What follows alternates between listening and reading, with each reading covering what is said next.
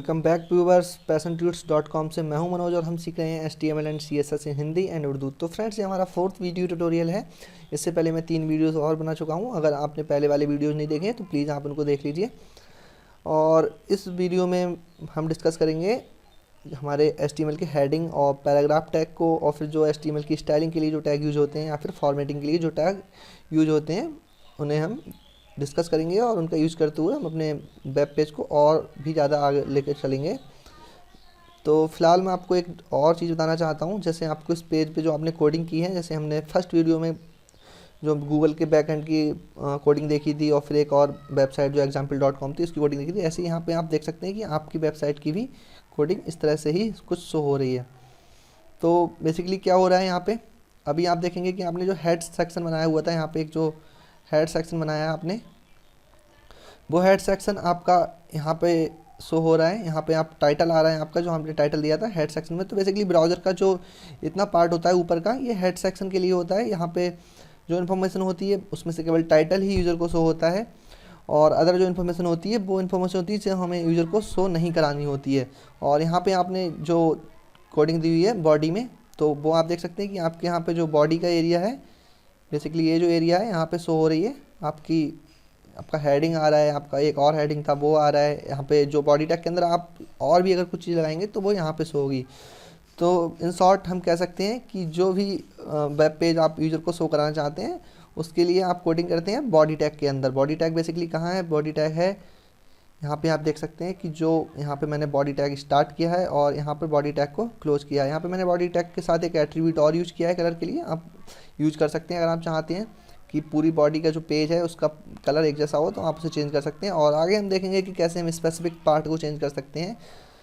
सीधे धीरे धीरे हम आगे बढ़ेंगे। फिलहाल अभी अगर मैं एकदम एडवांस लेवल की बातें करने लगूँगा तो आप शायद नहीं समझ पाएंगे, और फिर मेरी वीडियोस पे आप लाइक नहीं कर रहे हैं बट डिसलाइक ज़रूर दे देंगे। एनीवे आगे बढ़ते हैं और डिस्कस करते हैं हमारे पैराग्राफ और हेडिंग टैग वगैरह को। तो सिंपली मैंने ये फाइल ओपन की हुई है नोटपैड++ में, जो मैंने लास्ट वीडियो में इनकम्प्लीट छोड़ी थी। फिलहाल के लिए क्या करता हूँ, मैं इन्हें डिलीट मार देता हूँ इन लाइंस को, और वापस अपने ब्राउज़र पर आकर एक कलर का कोड कॉपी कर लेता हूँ यहाँ से, जिससे कि थोड़ा लुक अच्छा है हमारी वेबसाइट का। और जस्ट इसको यहाँ पे पेस्ट कर देता हूँ, कंट्रोलर से सेव करता हूँ, वापसी अपने ब्राउज़र पर आता हूँ। तो यहाँ पे इसको दोबारा से रिफ्रेश करता हूँ। तो अभी आप देखेंगे कि बहुत अच्छा सा प्यारा सा बैकग्राउंड कलर आ रहा है। मुझे अच्छा लग रहा है, आपको नहीं अच्छा लग रहा है तो आप अपनी पसंद का चूज़ कीजिए, इसमें मैं कुछ नहीं कर सकता। एनीवे आगे बढ़ते हैं और सबसे पहले क्या करते हैं, हेडिंग टैग को समझते हैं कि हेडिंग टैग क्या होता है। तो बेसिकली हेडिंग टैग का यूज़ करते हैं हम अपने कोई हेडिंग को लिखने के लिए, और ये 6 तरह के होते हैं, H1 से लेकर H6 तक। और एक पेयर टैग है तो इसको हमें क्लोज भी करना होता है। फिर बेसिकली यहाँ पे मैं एक लाइन लिख देता हूँ, वेलकम टू पैशन ट्यूट्स। यहाँ मैंने एक हेडिंग लिख दिया सिंपल सा।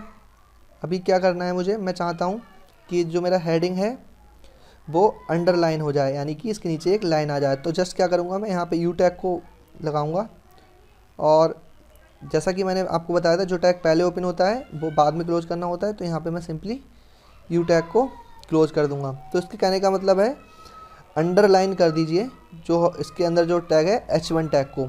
सिंपली अगर आप नहीं समझ पा रहे हैं तो एक बहुत ईजी लैंग्वेज में ये तरीका है कि अंडरलाइन करना है, किसे करना है, H1 टैग को। इसके अंदर H1 टैग लगा हुआ है। इसको सेव करके एक बार इसको देख लेते हैं। कंट्रोल S से मैंने सेव कर लिया। वापस अपने ब्राउज़र पर आते हैं और इसे रिफ्रेश करते हैं। तो अभी आप देखेंगे, थोड़ा ब्राउज़र जूम है, मैं इसको 100% पे लेकर आता हूँ। अभी आप देखेंगे हमारा हेडिंग है और इसके नीचे सिंपली एक अंडरलाइन बन के आ गई है। तो ये हमारा H1 टैग हो गया, और उसके साथ ही हमने सीख लिया कि यू टैग यानी कि अंडरलाइन टैग को कैसे यूज़ करते हैं। तो अभी बाकी के जो हमारे H6 तक टैग है उनमें डिफरेंस देख लेते हैं क्या है। तो मैं इसको 5 टाइम्स कॉपी कर लेता हूँ, बार बार लिखने से अच्छा है इसको कॉपी कर लिया जाए। और जस्ट जहाँ पे H1 लिखा हुआ है वहाँ H2 से रिप्लेस कर देता हूँ, और नेक्स्ट लाइन में इसे H3 से रिप्लेस कर देता हूँ, H4 से, H5 से एंड H6 से। ऐसे ही मैं इस साइड पे करता हूँ। ये बस टाइम बचाने के लिए हो रहा है, अब जैसा आपको अच्छा लगे आप वैसे करके कीजिए। अभी हमारे पास H1 से लेके H6 तक टैग है। फिलहाल के लिए मैं क्या करता हूँ कि इस अंडरलाइन टैग को हटा देता हूँ। इसका मतलब है कि मुझे अभी अंडरलाइन नहीं चाहिए। कंट्रोल एस से वापसी सेव करता हूँ, या आप सेव पर क्लिक करके भी सेव कर सकते हैं। तो अभी आप देखेंगे हमारा H1 टैग सबसे पहले आ रहा है, ये सबसे बड़ा है, H2 उससे छोटा है, फिर ऐसे ही H6 सबसे छोटा है। तो ये बेसिकली हमारे हेडिंग टैग होते हैं जिनका यूज़ करते हैं हम अपने नीड के अकॉर्डिंग, जैसे कि हमें नीड होती है जिस साइज की, और हम इनके साइज को मैनिपुलेट भी कर सकते हैं, यानी चेंज कर सकते हैं CSS के थ्रू बहुत ईजिली। आगे देखेंगे, फ़िलहाल के लिए अभी इतना ही। वापस आता हूँ अपने Notepad++ पे, बाकी के जो हमारे हेडिंग टैग है उनको हटा देता हूँ और वापसी इसे अंडरलाइन कर देता हूँ।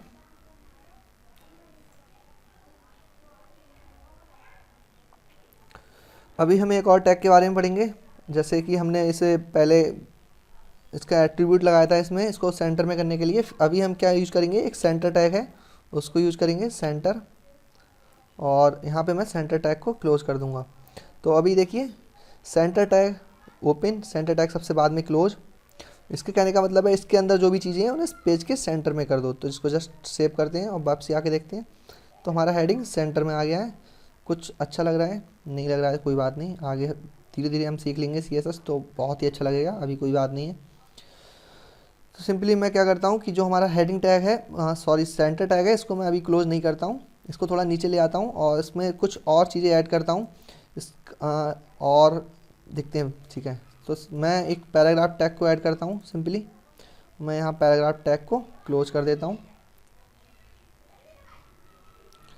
और जस्ट कुछ टेक्स्ट कॉपी करते हैं। तो फ्रेंड्स एक और आपको वेबसाइट बताना चाहूँगा मैं, जस्ट आप गूगल पर आइए और गूगल पर अगर आप लिखते हैं डमी टेक्स्ट, तो एक लोरम इप्सम करके एक वेबसाइट होती है, उस पर से आप डमी टेक्स्ट को कॉपी कर सकते हैं, यानी कि डेमोस्ट्रेशन के लिए अगर आप किसी प्रोजेक्ट पे काम कर रहे हैं या फिर कुछ आपके लिए टेक्स्ट चाहिए तो आप सिंपली इस वेबसाइट से कॉपी कर सकते हैं। जिस तरह की आपको पैराग्राफ चाहिए, जिस तरह का आपको टेक्स्ट चाहिए, कितने पैराग्राफ चाहिए, पैराग्राफ में कितने वर्ड्स होने चाहिए, सारी फैसिलिटी इस वेबसाइट पे अवेलेबल होती है, बहुत ईजिली आप कर सकते हैं।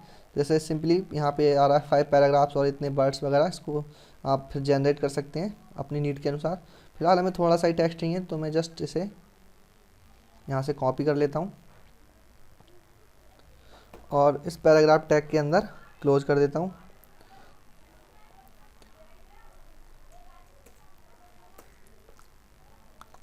अभी आप देख रहे हैं कि यहाँ से पेज से बाहर हो गया, तो आप जस्ट इसको इस तरह से कर सकते हैं थोड़ा अच्छा लुक देने के लिए। अभी देखिए हमारे पेज से क्या इसका मीनिंग निकल रहा है। तो सिंपली अगर हम देखें तो हमारा सेंटर टैग लगाया हुआ है बॉडी टैग के अंदर, सेंटर टैग के बीच में ही हमने हेडिंग को लिया है, सेंटर टैग के बीच में ही हमने पैराग्राफ को लिया है, तो ऑटोमेटिकली ये दोनों चीज़ों को सेंटर में कर देगा। इसको मैं सेव करता हूँ, फाइल में जाकर सेव पर क्लिक करता हूँ और वापस अपने वेब पेज पर आता हूँ। तो अभी आप देखेंगे यहाँ पे पैराग्राफ लिख के आ गया है जो कि सेंटर में ही आया है। अभी आप क्या चाहते हैं, अभी आप चाहते हैं कि जो हमारा ये इतनी लाइन आ रही है, ये लाइन इसके राइट हैंड पे ना आके इसके नीचे आ जाए, तो उसके लिए आप क्या कर सकते हैं, उसके लिए एक टैग आता है BR टैग, इसे ब्रेक टैग कहते हैं, और ये सिंगल टैग होता है, इसको क्लोज करने की ज़रूरत नहीं होती है। आप जहाँ पर भी टेक्स्ट के बीच में इसे लगा देंगे वहाँ से ये लाइन को ब्रेक कर देगा, बहुत ईजिली ब्रेक कर देता है। जस्ट आपको इसे लिखना है, आपने इसे सेव किया कंट्रोल S से, और अभी आप देखेंगे कि इसने लाइन को ब्रेक करके नीचे फिट कर दिया है।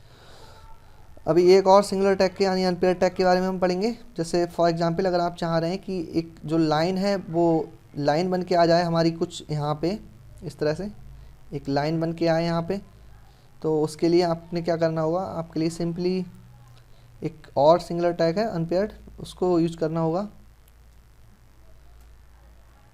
जस्ट आपको लिखना है HR, ये हॉरिजेंटल लाइन को क्रिएट करता है।